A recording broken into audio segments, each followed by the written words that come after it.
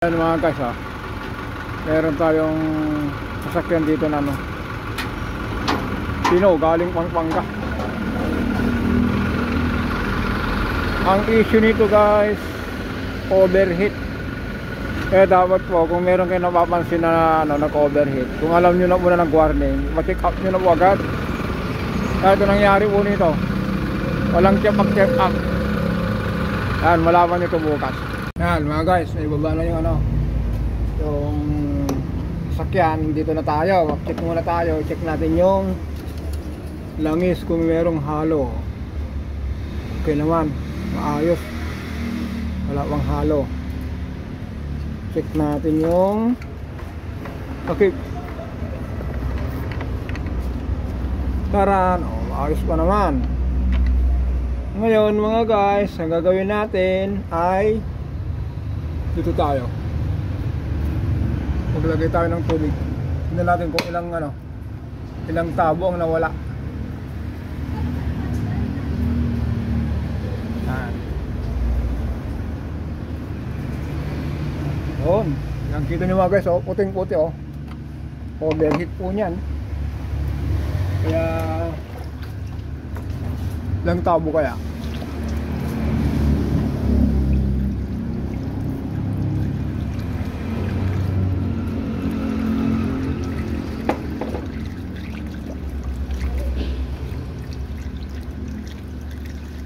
Tayo, wala tang laman.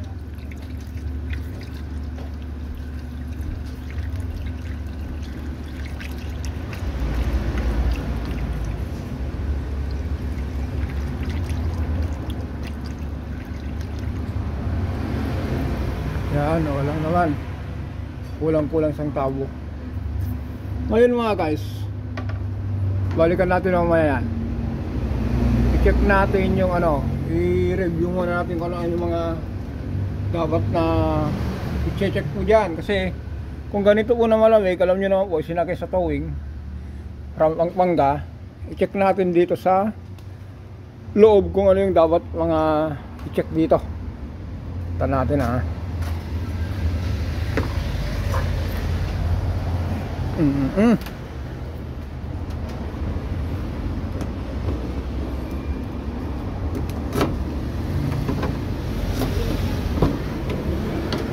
Ayun. Ito guys, and ilawan natin. Dapat may ilaw dito na green. Yo, kita nyo po yung kulay green na yan. Wow. Yung green na yan, kung nag-overheat po nyan, ang kapalit po nyan magiging pula. Kita nyo po yan, green. Yan. Kung i-start natin po nyan,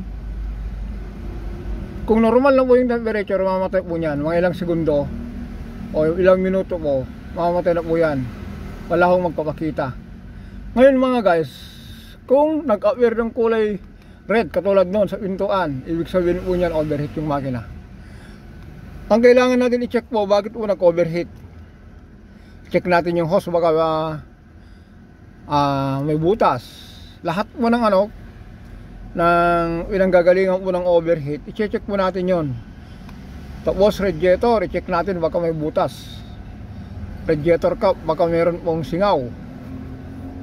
Tapos auxiliary fan o kaya radiator fan, baka po ayaw nang umikot kaya nag-overheat. Kasi ang nangyari nito mga guys, galing Pasig papuntang San Fernando, Pampanga, doon inabutan. Pero ito mga guys, ulitin natin. Tumawag na sa akin to, sabi, Kuya Jess, umiilaw yung naka-check engine, tapos umiilaw yung temperature. Sabi ko, dali mo rito at check natin. Nangyari, ginamit pa rin nila. Yan, hanggang inabot ng towing. Kaya ang gagawin natin ngayon mga guys, dahil overheat, balik tayo sa harap para pandarin natin. Tignan natin kung anong itsura yung bulwak niya. Tignan natin Balik muna tayo doon.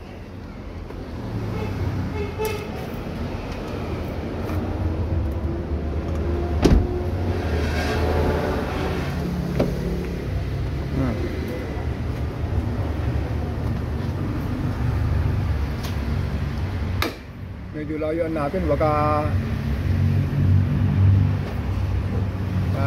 lagyan natin ng tubig mga guys.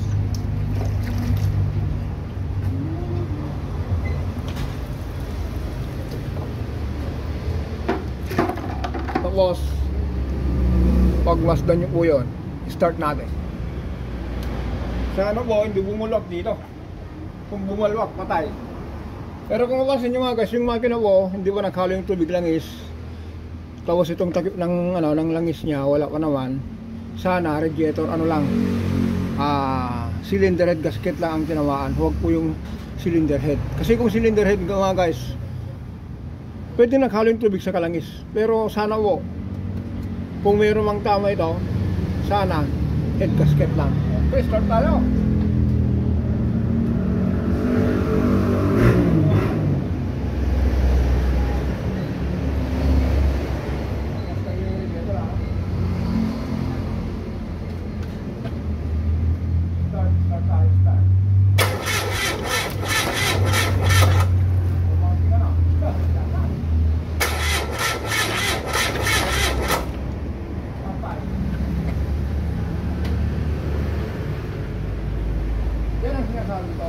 Kung ganyan mo lang, kita nyo po na nakuha nyo po yung yung temperature. Kung yun ako ituloy. Yan na lang po parang konting lakas ng bulwak. Gusto nyo ulitin natin para yung mga yung mga driver maalarma. Hindi puro gamit ng gamit. Kasi kawawa naman yung kahit sabihin natin na kampanya nagbabayad, hanap buhay natin yan eh. Kaya halimbawa ito, kung ginawa sa'yo, no work note eh. Sayang yung araw mo.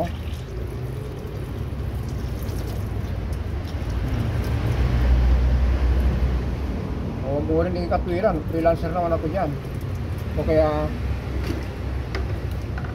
isang beses lang naman. Ulitin natin mga guys ha, pagwasdan nyo.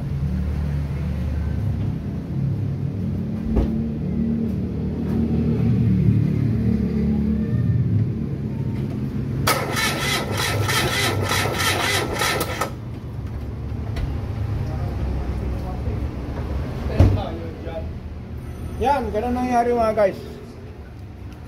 Kaya for reminder mga guys, ito sabi ko nga po, bukas ito check natin, baba natin yung cylinder head. Pero kung hindi man bukas, another day. Kasi mga guys, meron pa tayong makinang ginagawa dito. Lumipat muna tayo. Ito, nasalpak ko na yung nasalpak ko na yung liner, piston. Yan. Batang na lang natin yung cylinder head. Pero po ito po, for reminder po sa mga driver, ulitin natin. Ito po, alam mo umulan. Kaya wow ang na to.